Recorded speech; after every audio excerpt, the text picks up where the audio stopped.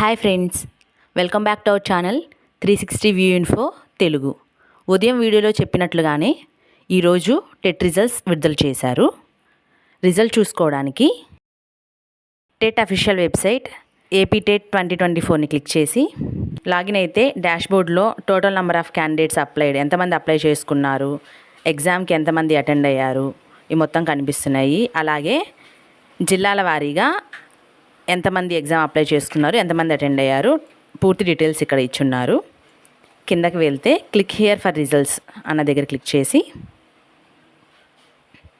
Candidate ID, hall ticket number, date of birth, verification code enter చేసి login పైన click చేస్తే results తెలుస్తాయి.